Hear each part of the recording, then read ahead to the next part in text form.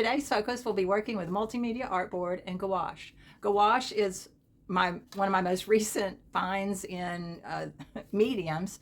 I was working with watercolor primarily when I traveled, but I started working with gouache more in the past few weeks when I was taking notes for Pastel Live, and I wanted to create some small paintings, and I really enjoyed gouache in the fact that I can add light over dark and dark over light. It's not as limited as watercolor is. It's a lot more forgiving. And then I decided, oh, I'm going to be going to Tennessee for Plein Air in September. Maybe I want to practice gouache in that format so that I can do small ones on the go. So today I am using Multimedia Artboard, which, if you'll see how beautifully flat it is, it's a firm surface, very lightweight. It lifts so well. So if you don't like something you don't that you painted, you can wet it and lift it off. And gouache does reactivate, so you can lift it off sometimes accidentally. But this is a great surface to work with. And I love the fact that when I tape it off, I can pull it off without any regards to it ripping the paper. I've never had it rip, Multimedia Artboard. And they now sell smaller versions. So the next few weeks, I'm going to be focused on that. I hope you can follow me on that journey and see how I painted this one today. The next week will be this beautiful sky. And the last week, this one. So skies are one of my favorite things to paint, and it's just a great way to practice. Now I'm going to take some of the things that I've learned in the last few weeks and apply them to plein air and some of my own photos. So I hope you get something out of it and join me in this journey. Thank you. If you've subscribed, I really appreciate it, and have a good day, and I'll see you next week. Today I'm pulling out my gouache palette that I haven't played with in a bit, and I'm going to use some of the images from my latest Plein Air Magazine to practice. I'm not selling any of these, but this one, I'm practicing also on Multimedia Artboard, and I noticed that this painting was done as a pastel on Multimedia Artboard. So I thought, okay, I'll try a gouache on Multimedia Artboard and see how it goes. I also realized in listening to my other videos that I painted recently, I didn't like the sound of my glass water container when I rinsed out my brush. So I am shifting to a silicone one that hopefully won't be quite as annoying. Hope it works. All right, so I pulled out what I use when I'm on the go. I had all this in a lunchbox, a small clipboard that has the disposable palette. I clip it down so it doesn't lift up when I'm outside in the wind. And I'm using a wrist sweatband today instead of a paper towel. I'm going to see how that does. Okay, here we go. Let's see what happens. I'm going to start with even a bigger brush than I normally would. This is 14, size 14. Not a very expensive brush, I don't believe. Don't remember. Okay, so I'm going to take definitely white. When I'm working with a light color, I want to start with white and then just add a little to it. I really try to keep my palette more pure, but doesn't always happen. Just tiny corner. I wanted that a little more violet at the top. That's maybe too intense. Okay, if I want to tone down a violet, I go with a yellow, so I'm going to go with yellow ochre. So that's actually too dark, but I'll lighten it up when I put in the other clouds. So I'm just going straight onto the multimedia board. I want to tint it to where the back of the sky is more of a turquoisey toward the bottom. So I'll just tilt that and then blend those two together. I don't know why I said tilt. I'm not tilting anything. Oh, why not? Just make a pretty sky behind there. Let's see what happens. Have it gradation down. That shows a little turquoise in the distance. Probably be like a phthalo blue, but I want it more muted. I don't want it quite as turquoise. Oops, sorry. Did not mean to do that. I'm kind of seeing how quickly I can lay this in and paint this. Whoa. When I said whoa is I kind of leaned on this. You do not lean on these. They'll collapse. Learn from my mistakes. Okay, we're going to put in some dirt color down here. That ought to dry pretty fast because I'm working with gouache. I want some pinkish tones in the clouds. Do not want them all white. A little bit of yellow ochre as well. Add some warmth to the sky. I'm barely touching the gouache, so I should not blend it in with what's, oops, accidentally picked yellow. That's what I get with working with a big brush. Oh, a little bit of yellow is okay. And I'm working flat, and this is more rounded. No, that's too yellow. It needs to be more pink. And this might not even work. We'll just see how it goes. I think it's getting way too dark, but I haven't worked a lot with layering gouache, and that's too hard of an edge. So I'm going to get a dry brush and blur that out. It's always nice to have more than one brush on hand. Okay, I'm going to go straight into the white, which this is still damp. So because that's still damp, I should be able to pick and move up a little bit of that around. Turn this on its side. That's still too white. I want a little warmth in there.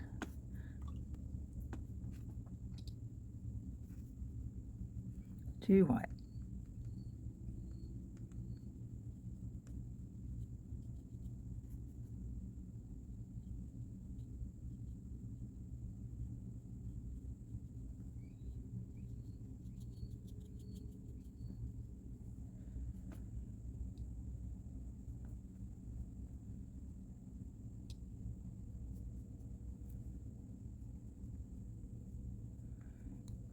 Turn the brush on its side, see what it'll do.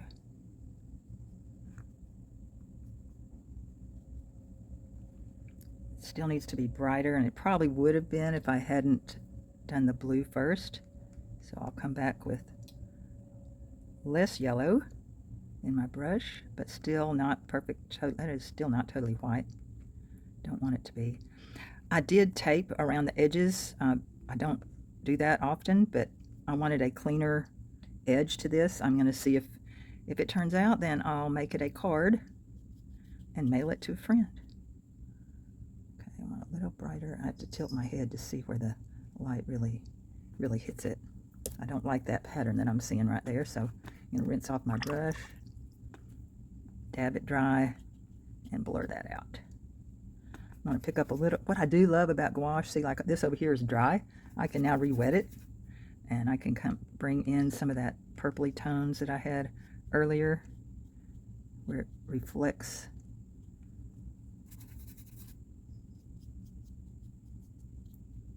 I kind of like that. Okay. Yellow ochre down here, grassy area. I want it a little redder but darker, so I'm going to get the burnt sienna and add red to that. It's probably too dark. And I can, whoop. Oh well, I'll just.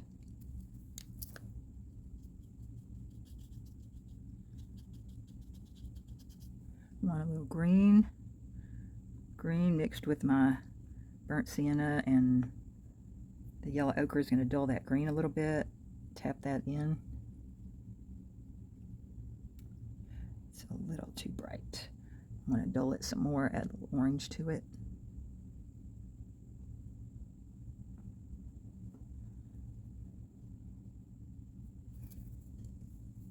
Let's go ahead and neutralize that a little bit more. Straight paint. I have to tilt my head to get around the glare that I'm seeing from the light that I'm using. I hope it doesn't show that bad on the video. Okay, I'm rinse my brush out because I don't like how hard that is. This is in the distance. So rinse my brush out, dry it off, and I'm knocking down the edges of those trees in the distance. I got them way too tall compared to what was there. Neutralize that with kind of that mauve that I have on my palette over here. That's all right. I like that better. I want that lighter because it's in the distance, so I'm going to pick up some of the sky color that I had and just dab that on top. Turn my brush so I don't have those squared off edges. And Then I'll make the height of this tree a little taller, turn my brush sideways, angle the bristles down so I get somewhat of a specific shape of a tree. The bottom of the tree should be darker. It's getting less light.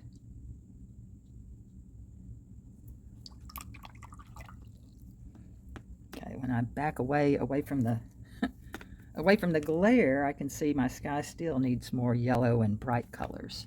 So I knocked the paint off this, and I'm blurring some of the edges here because I don't like the shape of that the brush left. It's too specific. I'm gonna get a smaller brush, reactivate some of this over here. Sorry, just add some light in here. See how that just lifts right up? Okay, so I'm going to add some light on these trees. If it's, oh, that's too wet. If it's too wet, it lifts it up. See, I just lifted that up. There's a light touch. It really should be thicker paint over thinner paint, and I just put thinner paint over thicker paint. So that's one reason why that lifted up. That is still too green. So I need to neutralize it, add some more reddish tones to it, dull it down a bit. It's off in the distance, so it doesn't need to be that bright anyway.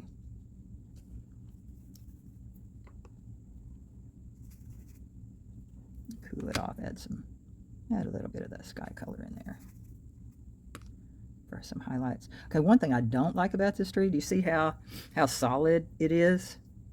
So instead of cutting the tree in, I'm going to take some of this sky color and break up the shape of the tree. So I'm going to bring in some of the sky color, create some sky holes, hopefully. Might still be too wet for that. Leave that alone for a bit. I'll come back. I want this a little heavier because still has some yellow in it. See, still has some yellow in it.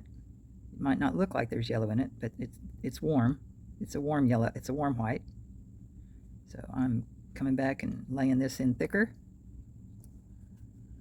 Still want it thicker.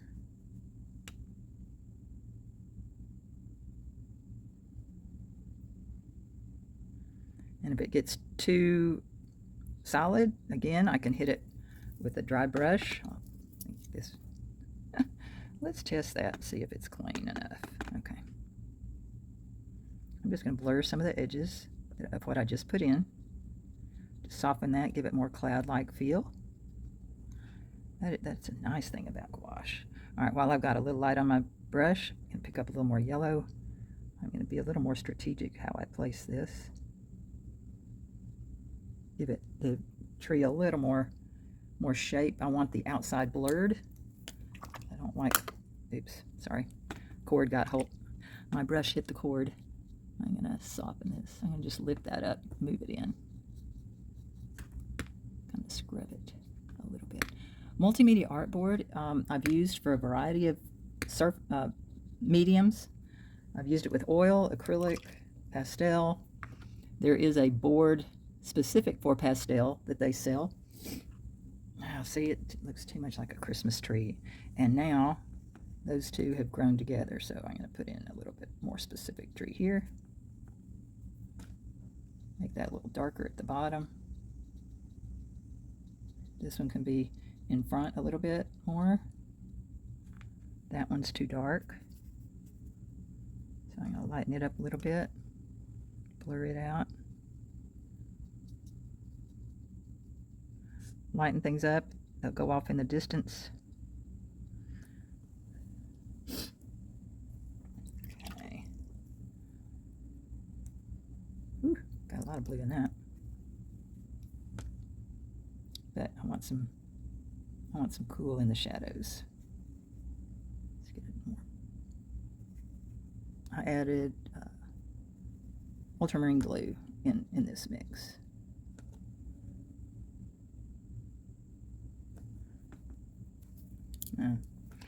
This angled light is difficult for me to see what I'm doing.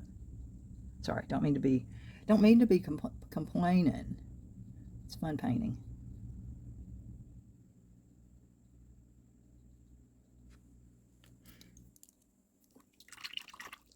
Okay, I'm gonna get a little more of that light in the background. Kind of that warm pinky tone. And I'm going to cut in to the tree a bit.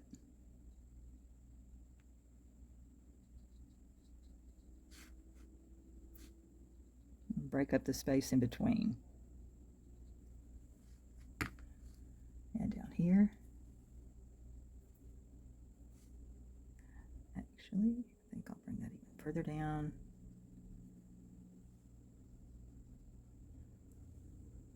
Maybe even build the mountain up behind it.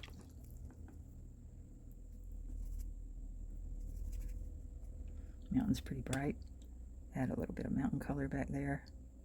See, what's messing me up is that is not part of the painting, and I'm used to seeing the paper all the way out to the edge, and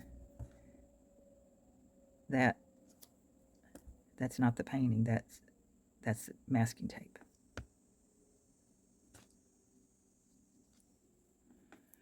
Well, I probably overworked this, but let's warm up. I just got back from a vacation with my family, and I didn't do a whole lot of painting, so it's a good thing to get back into the groove of things. And hopefully it won't take me too long.